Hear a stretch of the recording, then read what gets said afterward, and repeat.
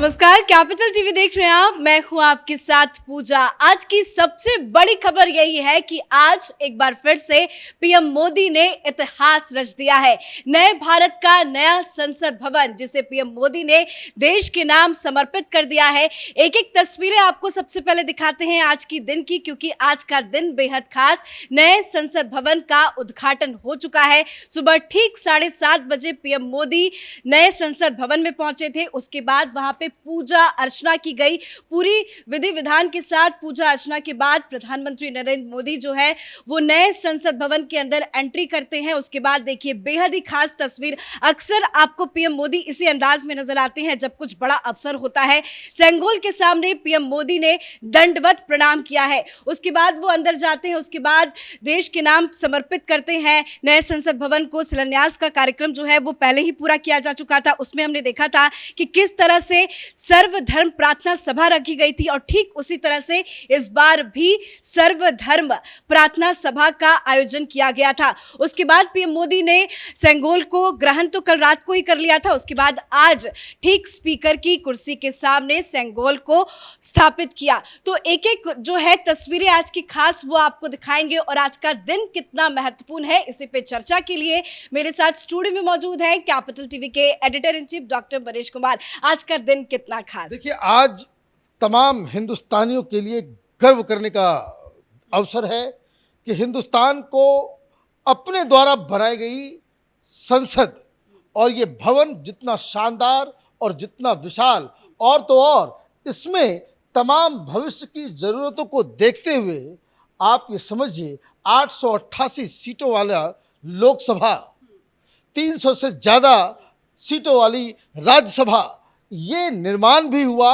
और सबसे बड़ी बात कि आज हिंदुस्तान ने देखा कि किस तरह से जिस संस्कृति को, जिस इतिहास को, जिस परंपरा को हमने भुला दिया था, विधिवत तरीके से आज जो पूजा हुई वो प्रॉपर हिंदू रस्म रिवाज के मुताबिक, जिस तरीके से नए घर में लोग जाते हैं उसी तरीके से पूजा हवन सारा कुछ प्रधानमंत्री मोदी ने किया।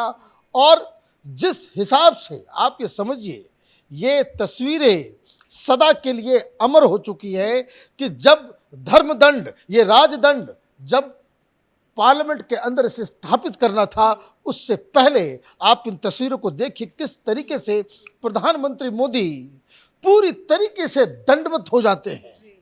जिस तरीके से ये रिस्पेक्ट, आप ये बताइए, इस धर्मदंड को जो हमारे गौरवशाली इतिहास का एक प्रतीक चिन्ह है, उसे नेहरू की सुनहरी छड़ी बता करके किसी कोने में रख दिया गया था। आज उसे सही सम्मान मिला है।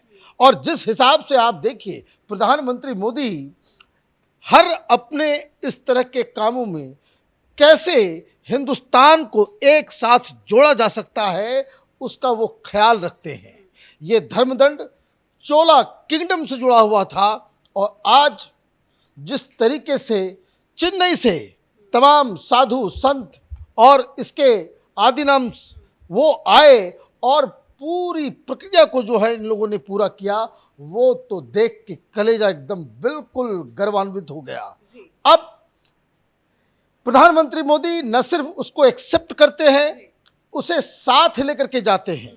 ऐसा लग रहा है कि जैसे स्वयं भगवान शिव को जिस तरीके से केदारनाथ में किस तरीके से ऊखी मठ से उनको उठा करके स्थापित किया जाता है केदारनाथ के अंदर, उसी तरीके से वो अपने हाथ में कैरी करते हुए नई संसद लोकसभा के बीचों बीच वो चलते हैं। साधु संत सारे हिंदुत्व के तमाम प्रतीकों के बीच से वो निकलते हैं और जाकर के उसे स्थापित करते हैं। ये ऐतिहासिक क्षण है। कुछ लोग इस धर्मदंड के ऊपर कई सारी बातें कर रहे हैं। कोई कह रहा है ये छड़ी क्या ज़रूरत है।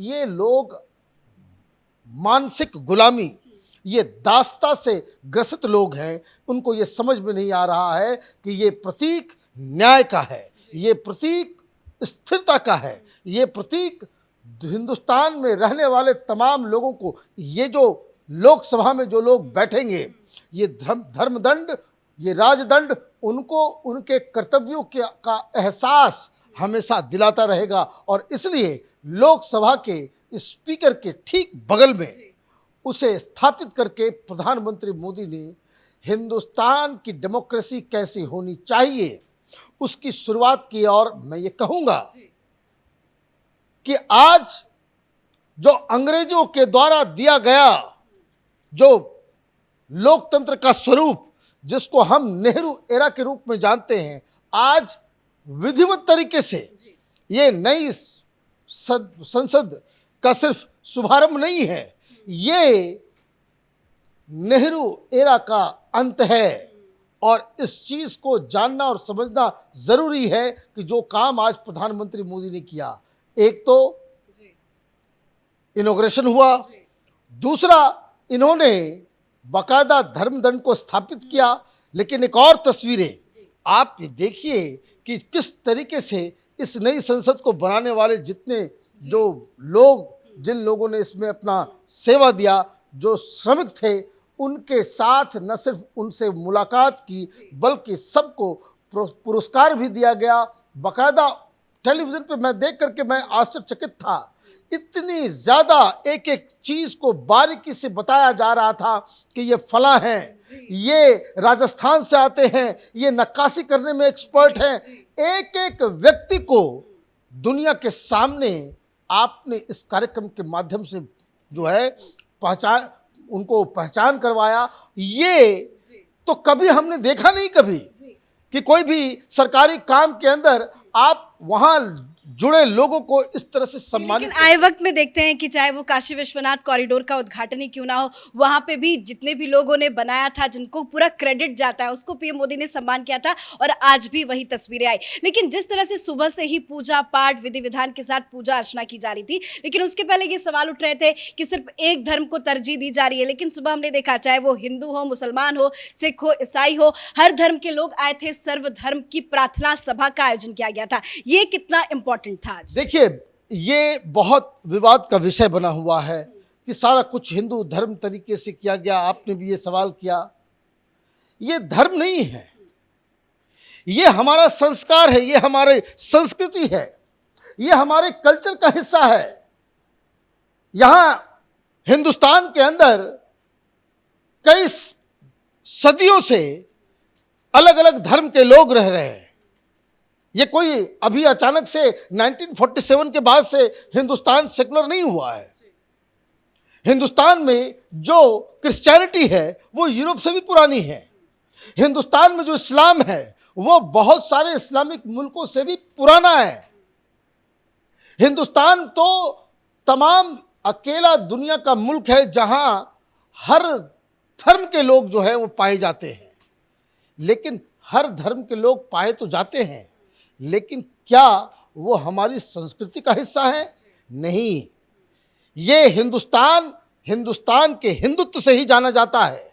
ये हिंदू धर्म से कम हिंदुत्व की संस्कृति जो है उससे जुड़ा हुआ चीज है। ये धर्मदंड किसी हिंदू धर्म का प्रतीक नहीं है। ये हिंदुस्तान की संस्कृति, राजा कैसा होना चाहिए, सरकार कैसी होनी चाहिए, उनका क्या कर्तव्य होना चाहिए, वो जनता के प्रति कैसे जिम्मेदार होने चाहिए, ये उसमें निहित है। और इसलिए ये जो विवाद उठ रहा है ये पॉलिटिक्स से ज़्यादा प्रेरित है। ये हिंदुस्तान की संस्कृति है, हिंदू धर्म से जुड़ा हुआ ये कोई प्रतीक चिन्ह नहीं है। और ये हिंदुस्तान है तो हिंदुस्तान में जो इनॉग्रेशन होगा, जो फॉर्मल प्रोग्राम होगा, वहाँ तो हवन ही होगा। यहाँ पे चर्च के घंटे तो बजेंगे नहीं, अजान देकर के नए बिल्डिंग की शुरुआत तो नहीं होगी। हाँ, उनका भी स्थान है जो बाकायदा पूजा पाठ सारी चीज़ें हो गई तो सारे धर्म के लोगों को वहाँ पे पूजा अर्चना हुई, सब लोगों ने दुआएं मांगी, सब लोगों ने अपने अपने हिसाब से वहाँ पे जो कुछ करना था उन लोगों ने किया। तो ये सबको आपने जुटा भी लिया और आपने हम कौन हैं, हमारी आइडेंटिटी क्या है, हिंदुस्तान की संस्कृति क्या है, हिंदुस्तान कैसा होना चाहिए, उसका भी आपने परिचय दिया है। आज मन बहुत ही गदगद है। आज का दिन खास इसलिए भी है क्योंकि वीर सावरकर की जयंती भी है आज, और आज पीएम मोदी ने संसद के अंदर उनको सम्मान किया, श्रद्धांजलि अर्पित की। क्या अब इसको लेकर भी राजनीति हुई? देखिए, ये बहुत बड़ी बात थी कि सावरकर के जन्मदिन के दिन ही आपने ये काम क्यों किया। ये एक विरोध का, जिस वजह से बहुत सारे विरोधी जो है वो नहीं आए।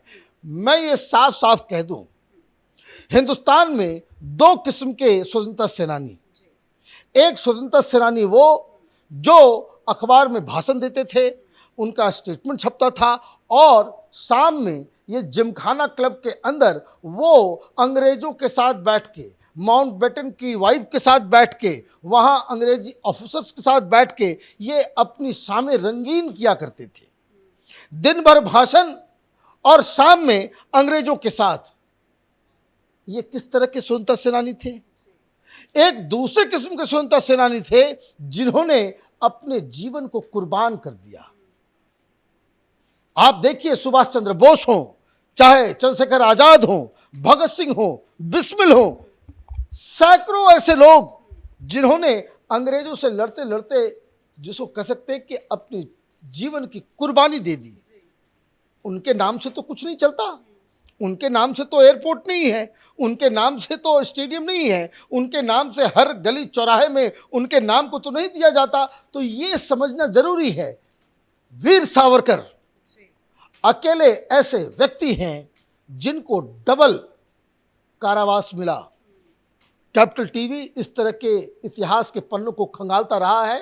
हमारे वीडियोस में आप जाएंगे, आपको ये मालूम चलेगा कि जो बड़े बड़े लोग हुआ करते थे, जैसे नेहरू जी, उनको जेल भी दिया जाता था, तो जेल के अंदर उनको सारी व्यवस्थाएं, सारी सुविधाएं, वो किताब लिखते थे, और जो सच्चे सपूत थे, जिनको अंग्रेजों को जिनसे डर लगता था, उनको काल कोठरी में डाला जाता था, उनको काला पानी भेजा जाता था।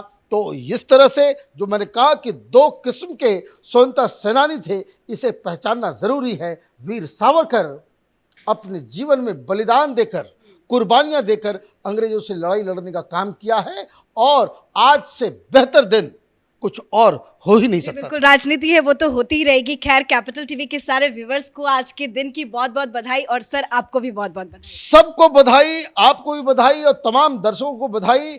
आज इतिहास का एक नया चैप्टर शुरू हुआ है।